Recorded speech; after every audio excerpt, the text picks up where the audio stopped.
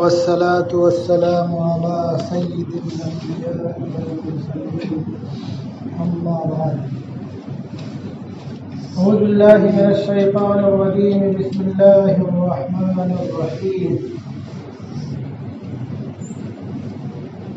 إن الذين قالوا ربنا الله ثم استقاموا تتنزل عليهم الملائكة ألا تخافوا ولا تحزنوا وأبشروا بالجنة التي كنتم توعدون نحن أولياؤكم في الحياة الدنيا وفي الآخرة ولكم فيها ما تشتهي أنفسكم ولكم فيها ما تدعون نزلا من غفور رحيم صدق الله العظيم.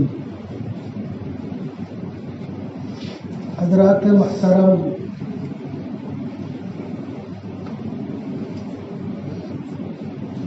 ہر چہار جانب جو حالات ہیں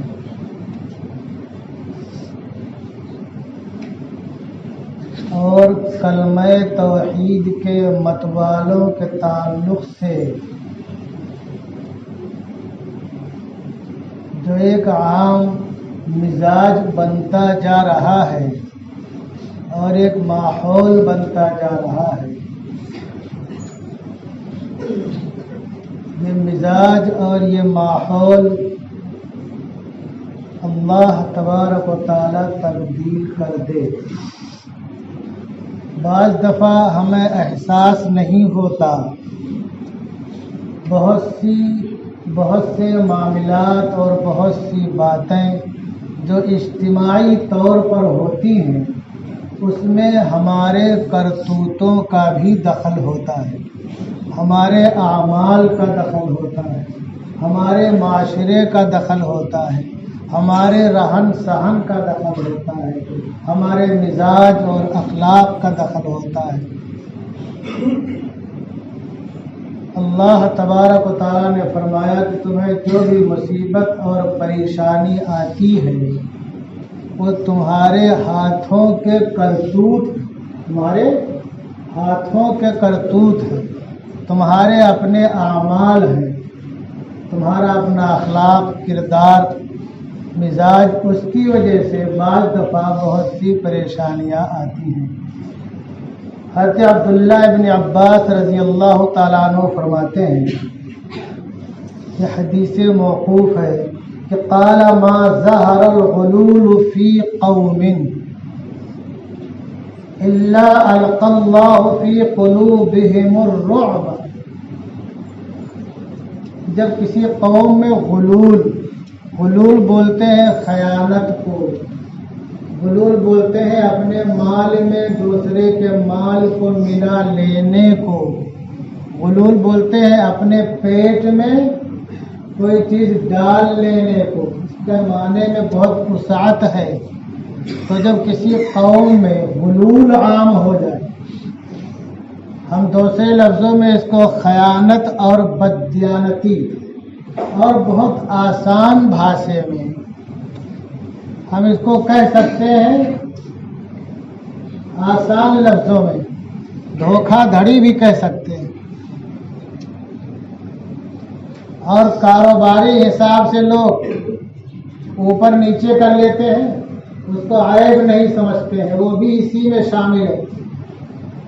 مان لیا 1 ٹن لوڈ کرا لیا 10 ٹن، رشوت دے کر کے، واچ مینوں کو خرید کر کے، منیجروں کو خرید کر کے، وہ مارکیٹ میں جس سامان کی قیمت 10 روپیہ کلو ہے، بیچنا ہے 10 روپیہ کلو، خرید رہے ہیں 15 روپیہ کلو۔ کیوں؟ پیسہ 1 ہی ٹن کے دینا ہے اور 10 ٹن لوڈ کرانا ہے، یہ بھی شامل ہے اس میں۔ اور لوگ اس کو اپنے کاروبار کے لیے فخر کی بات سمجھتے ہیں، اس کو عیب نہیں سمجھتے، اس کو خیانت نہیں سمجھتے، اس کو چوری اور ڈکیتی نہیں سمجھتے۔ کوئی کسی کی گردن پہ اسلحہ رکھ کے جو لوٹ لے، چھین لے، اسی کو ہم غلط سمجھتے ہیں۔ جو اپنی ہوشیاری سے، عیاری اور مکاری سے اور گھوس گھاس دے کر کے جو ہم الٹے سیدھے کام کرتے ہیں اس کو ہم خیانت اور بدخیانتی اور چوری نہیں سمجھتے. تو کیا ارشاد فرمایا کہ جب کسی قوم میں غلول ظاہر ہو جائے، عام ہو جائے، تو اللہ تعالیٰ ان کے دلوں میں رعب ڈال دیتا ہے. رعب سے مراد کیا ہے کہ سارے لوگ پست ہمتی کے شکار ہو جائیں گے، ان کے حوصلے پست ہو جائیں گے، ان کی ہمتیں جواب دے جائیں گی.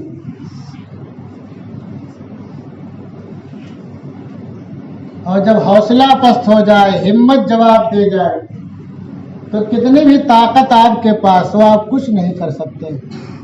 عزت کی موت بھی آپ کو نہیں آ سکتی ہے. موت آئے گی، آ کے رہے گی، لیکن ذلت کی موت آئے گی. اللہ کے پیارے حبیب ارشاد فرماتے ہیں ایک زمانہ ایسا آئے گا کہ ساری قومیں تم پر ٹوٹ پڑیں گی، اور جیسے دسترخوان پر کھانے والا لوگوں کو کھانے کے لیے بلاتا، آئیے تشریف لائیے، آپ کی تناول فرمائیے، نوش فرمائیے، ایسے ہی تمہیں تباہ و برباد کرنے کے لوگ ایک دوسرے کو بلائیں گے اور تم پر ٹوٹ پڑیں گے. صحابہ اکرام نے عرض کیا کہ اے اللہ کے پیارے حبیب صلی اللہ علیہ وسلم، کیا ہماری تعداد اس وقت کم ہوگی؟ تو آپ نے ارشاد فرمایا نہیں، تم بہت زیادہ ہوگے.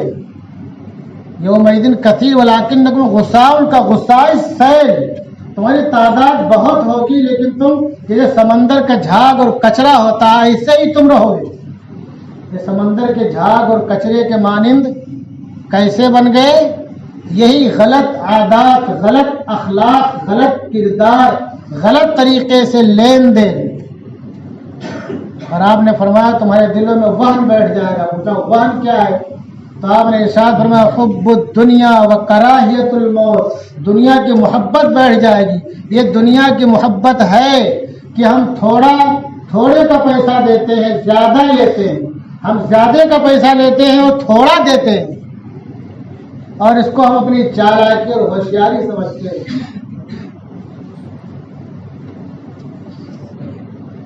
جب یہ باتیں عام ہو جائیں گی تو روب یعنی پست ہمتی غالب ہو جائے گی. آپ نے فرمایا کیا ہے؟ دنیا کی محبت اور موت کو ناپسند کرنا.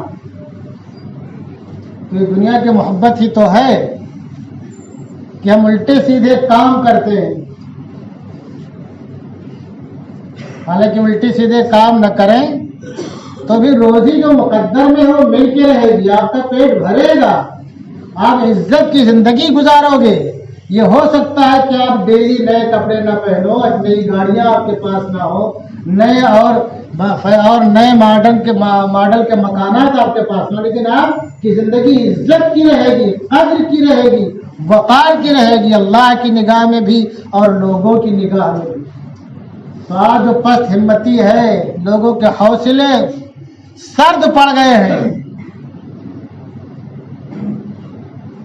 اور ظالموں کے سامنے جو ہاتھیں جوڑے نظر آ رہے ہیں، یہ اسی کا نتیجہ اور ثمرہ ہے کہ ہم نے دنیا کی محبت میں حلال اور حرام کی تمیز ہمارے دلوں سے اڑ گئی. آگے ارشاد فرمایا وَلَا فَشَدْ الزِّنَا فِي قَوْمٍ إِلَّا كَثُرَ فِيهِمُ الْمَوْتُ. اور جب کسی قوم میں زنا عام ہو جاتا ہے، زنا عام ہو جائے تو موت اس میں کثرت سے ہونے لگتی ہے. بہت سے ایسے لوگ بھی آپ کو مل جائیں گے جو زنا کو رضامندی سے زنا کو غلط سمجھتے ہی نہیں ہیں، جو بالجبر ہو اس کو غلط سمجھتے ہیں. زنا زنا ہے، چاہے رضامندی کے ساتھ ہو چاہے زور زبردستی کے ساتھ. اور بہت سے لوگ اسی لیے شادی کے بندھن میں بندھنا نہیں چاہتے ہیں کہ شادی کر لیں گے تو پھر ایک کا ہو کے رہنا پڑے گا، اور ایسے کہیں بھی منہ مارتے رہیں گے اور آزاد رہیں گے. تو کیا ہوتا ہے پھر وہ جب حلال راستے کو نہیں اپناتے ہیں تو حرام راستے کی طرف جاتے ہیں، اور جب حرام راستے کی طرف جاتے ہیں تو مصیبتیں مسلط ہوتی ہیں. یاد رکھو حلال جو راستہ ہے بہت آسان ہے، نکاح کرنے میں بہت زیادہ ٹائم نہیں جاتا ہے، بہت زیادہ خرچہ صرفہ نہیں ہے. اب اللہ کو فرمایا کہ نکاح کو مسجد میں کرو اور اس کا اعلان کرو.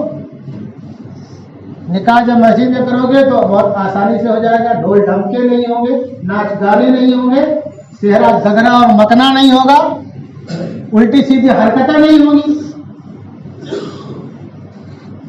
تو ہم کیا بولتے ہیں کہ ہم مارے جا رہے ہیں, ہم کوٹے جا رہے ہیں. ہم مارے اور کوٹے اپنے کرتوت کی وجہ سے کیے جا رہے ہیں. تو کتنا آسان ہے نکاح.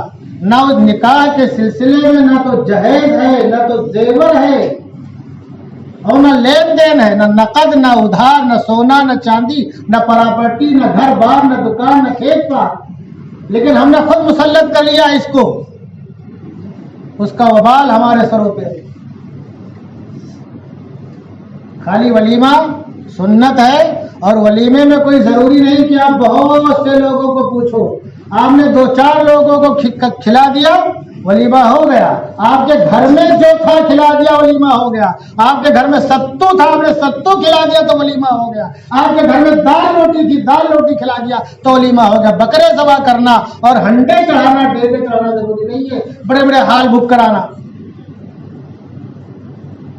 ماحول اتنا خراب ہو گیا ہے کہ بہت سے دیندار گھرانے کی لڑکیاں بیٹھی ہیں. کیوں بیٹھی ہیں؟ لڑکے والوں کے مطالبہ, لمبے لمبے مطالبات کی پوری لسٹ ہوتی ہے.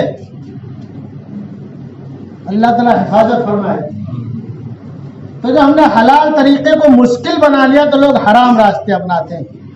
اور یاد رکھو اس بات کو, یہ جو جب زنا عام ہو جائے تو موت کی کثرت ہوتی ہے. بعض دفعہ جس شخص سے غلط کام سرزد ہو رہا ہے, اس کے کنبے میں, گھر میں, خاندان میں, ایک کے بعد دیگر موتیں واقع ہوتی ہیں. بعض دفعہ محلے میں, بعض دفعہ بستی میں, بعض دفعہ علاقے میں اس کا وبال ایسا ہوتا ہے. میں آپ کے واقعہ سنا دوں. آپ لوگ, میں بار بار بولتا ہوں قرآن پڑھا کرو, ترجمہ کے ساتھ پڑھا کرو. آیت کا حوالہ دے رہا ہوں, سورہ اعراف آیت نمبر 175 176 کی تفسیر دیکھ لینا. حضرت موسیٰ علیہ السلام بنی اسرائیل کے ساتھ جباری یعنی قوم عمالقہ سے مقابلے کے لیے جاتے ہیں. قوم عمالقہ, ایک شخص کا نام ہے بلعم بن باعورہ, جو بہت اونچے مقام پر فائز تھا, مستجاب الدعوات تھا. اس کے پاس گئے اور کہا کہ ان کی فوجیں بہت زیادہ ہے, ہم کو تو چٹ کر جائیں گی, ہضم کر جائیں گی, تباہ و برباد کر دیں گی, تو ان کے لیے بددعا کر دو. تو بلعم بن باعورہ نے کہا دیکھو ان میں پیغمبر ہیں, میں ان کے لیے بددعا نہیں کر سکتا ہوں, لیکن دنیا کے محبت غالب آ گئی. بہت ڈھیر سارے تحفے, تحائف, مال دولت اس کو لوگوں نے دے دیا. تو اس کی بیوی نے عورت یہاں بھی آڑے آ گئی, بولی بددعا کر دو, کیا اتنا, ارے تم کو بددعا تو کرنا ہے. وہ بددعا کرنے پہ آمادہ ہو گیا. جب بددعا کرنے لگا تو جو بنی اسرائیل کے خلاف بولتا تھا وہ ان کے خلاف نہ ہو کر کے قوم عمالقہ کے خلاف الفاظ نکلتے تھے.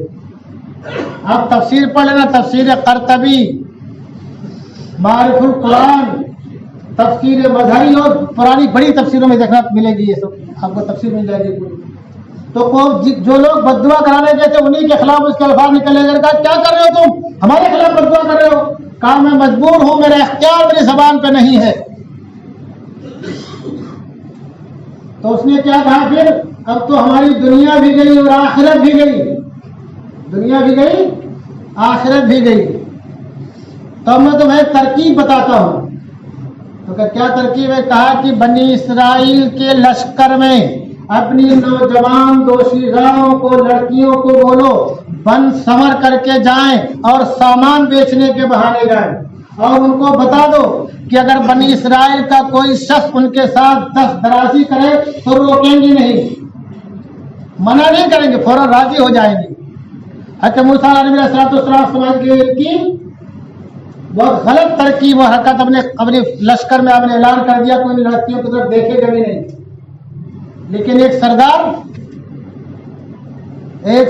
جو ہے اس سے رہا نہ گئی, لڑکی کو گھسیٹ لیا اپنے خیمے میں اور اس کے ساتھ زیادتی کرنے لگا. وہ بھی راضی ہو گئی, اس لیے گئی تھی سمجھو,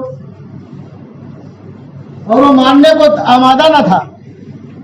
اس کا وبال یہ ہوا کہ ایک دن میں 70,000 فوجی بنی اسرائیل کے ہلاک ہو گئے. اچانک تعاون کی ہوا پھیلی سے ہم پلیگ بولتے ہیں اور 70,000 تباہ ہو کر ہلاک ہو گئے. یہ زنا کا جو وبال ہے، بعد میں حضرت موسیٰ علیہ السلام کے بھتیجے نے اس سردار کو قتل کیا تو وبا رکی. تو یہ زنا کا وبال اتنا ہے، بعض دفعہ گھر خاندان کو لے ڈوبتا ہے، بعض دفعہ محلہ علاقے کو لے ڈوبتا ہے، بعض دفعہ آبادی کو لے ڈوبتا ہے، بعض دفعہ پوری قوم کو ہلاکت کے غار میں پہنچا دیتا ہے. ہمارے نوجوان جو شادی سے منع کرتے ہیں، غلط راستے اپناتے ہیں، دل پہ سینے پہ ہاتھ رکھ کر کے سوچیں کہ جو یہ مسلط ہے تکلیف اور پریشانی، کہیں وہ تو سبب و ذریعہ نہیں بن رہے ہیں.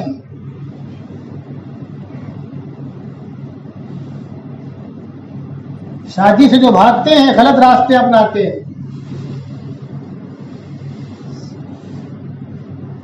اور آگے ارشاد فرمایا وَلَا نَقَصَ قَوْمُ الْمِكْيَالَ وَالْمِيزَانَ إِلَّا قُطِعَ عَنْهُمُ الرِّزْقُ. اور جو قوم ناپ تول میں کمی کرنے لگتی ہے، دینا لینا ہوگا تو 10 کلو کا 5 کلو بنا دیں گے، دینا ہوگا تو 5 کلو کا 10 کلو بنا دیں گے. کیا بولتے ہیں؟ کانٹے مارنا. کیا بولتے ہیں؟ کانٹا مارنا، ڈنڈی مارنا. اور یہ بھی ہوشیاری سمجھتے ہیں، اس کو فخر کی بات سمجھتے ہیں. تو جب یہ چیزیں عام ہو جائیں تو پھر روزی تنگ ہو جاتی ہے. کیا ارشاد فرمایا الا قطع عنہم الرزق، روزی روک دی جاتی ہے. چنانچہ آپ دیکھو گے بہت سارے لوگوں کو جو کسی زمانے میں بہت ہی صاحب ثروت ہوا کرتے تھے اور کچھ سال نہیں گزرے کہ ساری پراپرٹیاں بکنی شروع ہو گئیں. جو آمد اور آوت تھی وہ ان کے ڈنڈی مارنے کی وجہ سے رک گئی. پھر اللہ نے اسی دنیا میں انہیں دکھا دیا کہ تمہیں دینے والا کون تھا، کتنا تمہیں مل رہا تھا. کاش کہ تم امانت داری دیانت داری سے کام کرتے. اور دیکھو ابھی ایک ایک کر کے سب پراپرٹی بک رہی ہے، سارا کاروبار ٹھپ ہو رہا ہے، شان و شوکت ختم ہو رہی ہے. اور بہت سے لوگ تو روڈ پہ آ جاتے ہیں، ان کے پاس کرایہ تک نہیں ہوتا ہے. کروڑ پتیوں کی بات کر رہا ہوں میں. اللہ تبارک و تعالی ہم سب کی حفاظت فرمائے، حلال روزی عطا فرمائے، اس کے اسباب غیب سے پیدا فرمائے، حرام سے بچنے کی توفیق عطا فرمائے. ولا حکم قوم بغیر حق الا فسا فیہم الدم. جب کوئی قوم اپنا پرایا دیکھنے لگتی ہے، انصاف کا دامن چھوڑ دیتی ہے، اپنا ہے تو دوسرا انصاف کا ترازو، خیر ہے تو دوسرا انصاف کا ترازو، اپنا ہے تو کوئی بات نہیں، چلو جانے دو، غلطی ہو گئی. تو کیا ہوتا ہے پھر؟ خون خرابہ ان میں عام ہو جاتا ہے. اور وہ خون خرابہ پھر رکتا نہیں ہے، لڑائی جھگڑے چالو ہو جاتے ہیں. بعض دفعہ وہ لڑائی جھگڑے نسلوں میں منتقل ہو جاتے ہیں، اور نسلیں اسی لڑائی جھگڑے میں، کورٹ کچہری میں، مار پیٹ کے معاملات میں، لین دین کے معاملات میں، ہڑپ کرنے کے معاملات میں، غصب کرنے کے معاملات میں، سب نسلیں بھی کورٹ کچہری کرتی رہتی ہیں. اور تباہی بربادی کا سامان ان کا ڈیلی ایک قدم آگے بڑھتا رہتا ہے. اور آگے ارشاد فرمایا ولا خطر قوم بالعهد الا سلط علیہم العدو. جب کوئی قوم عہد و پیمان کو توڑ دیتی ہے،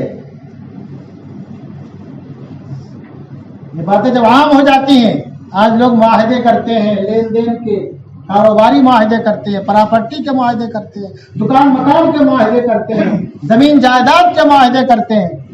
لیکن جب مدت گزر جاتی ہے، جب وقت آتا ہے تو پھر جاتے ہیں، مکر جاتے ہیں اور زور زبردستی پر آمادہ ہو جاتے ہیں، دھمکی اور دھکا مکی پر آمادہ ہو جاتے ہیں. تو کیا ارشاد فرمایا؟ جب لوگ عہد و پیمان کو توڑنے لگے، فریب کاری عہد و پیمان کے سلسلے میں فریب کاری، عیاری اور مکاری اپنانے لگے. وہ لکھنے میں کچھ اگر لکھتے بھی ہیں تو کچھ ایسے انداز سے ایسے الفاظ لکھتے جاتے ہیں کہ جس کے مختلف معنی و مطالب نکل سکتے ہوں. جب 2-4 سال گزرتا ہے، پراپرٹی کی قیمت بڑھ جاتی ہے یا لین دین جو ہوا تھا وہ بڑھ جاتا ہے، تو کیا دل میں بےایمانی پیدا ہو جاتی ہے. تو کیا فریب کاری سے کام ہے کہ ایسا نہیں، ایسا دیکھو کیسے لکھا ہے اس میں، یہ بھی ہو سکتا ہے، یہ بھی ہو سکتا ہے. تو کیا کریں گے پھر؟ دھوکہ دیتے ہیں، فریب سے کام لیتے ہیں. تو ایسے عالم میں اللہ کیا کرتا ہے؟ اللہ ان پر دشمنوں کو مسلط کر دیتا ہے. ایسے دشمن کہ جن کا خوف سوتے وقت بھی دل پر غالب ہوتا ہے، اور جب آدمی بیدار ہوتا ہے تو بھی غالب ہوتا ہے، چلتا پھرتا ہے تو بھی غالب ہوتا ہے. اور جو جتنا بڑا ہوتا ہے اس پر اتنا خوف غالب ہوتا ہے.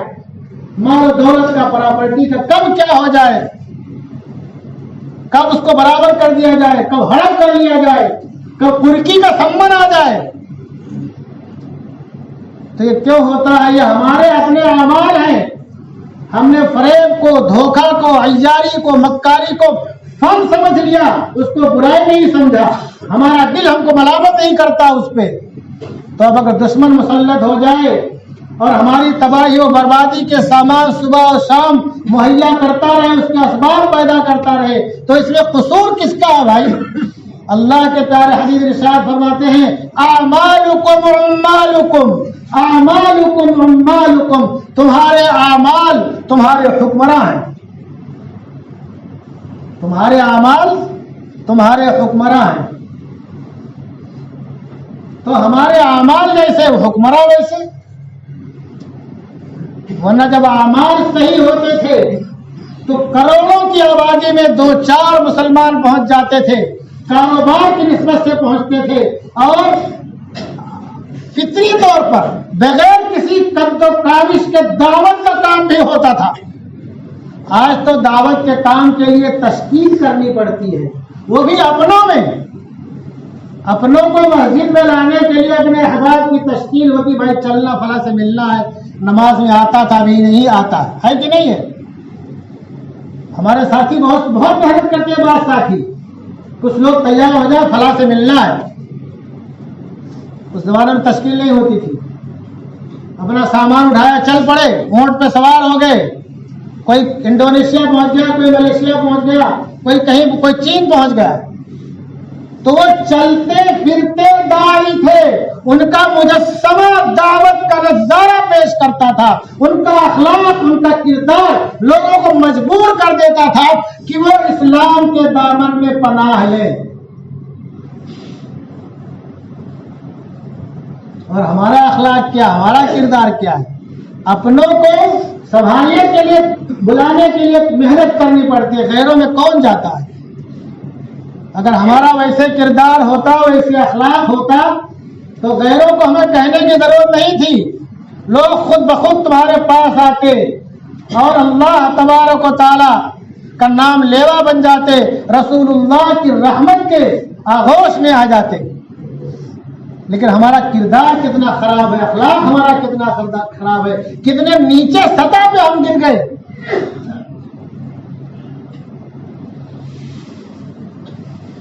تو ہم کیا سمجھتے ہیں کہ یہ سارے جو لوگ مسلط ہیں ظالم و جابر ہیں. ظالم و جابر، پہلے ہم اپنا محاسبہ کریں کہ ہم کتنا ظلم کرتے ہیں اپنے ساتھ، اپنی نسلوں کے ساتھ، اپنی ذات کے ساتھ، اپنے دین اور ایمان کے ساتھ. کیا بےایمانی کرنا یہ ظلم نہیں ہے؟ دوسرے کا حق مار لینا یہ ظلم نہیں ہے؟ معاہدہ توڑ دینا یہ ظلم نہیں ہے؟ اور جو چیز حلال تھی اس کو نہ اپنا کر کے حرام راستہ اپنانا یہ ظلم نہیں ہے؟ تو صبح سے شام تک ہمارے معاشرے میں ظلم ہی ظلم ہو رہا ہے. تو اگر کوئی ہم پر مسلط ہو گیا تو کون سی عجیب و تعجب کی بات ہے؟ ہم اپنے آپ کو سدھاریں، خود سب تمہارے ارد گرد گھومنے لگیں گے. بہت سی مثالیں ہیں، وقت کی میں بیان کروں. تو اللہ تبارک و تعالی ہم تمام لوگوں کو جناب رسول اللہ صلی اللہ علیہ وسلم کا سچا پکا عاشق بنائے، اور جب تک دنیا میں ہم سب کو اور ہماری نسلوں کو رکھے، اسلام پر باقی رکھے، ایمان پر خاتمہ فرمائے، صحت و عافیت، عزت و شرف اور خوشحالی کے ساتھ رکھے۔ وما علینا الا البلاغ۔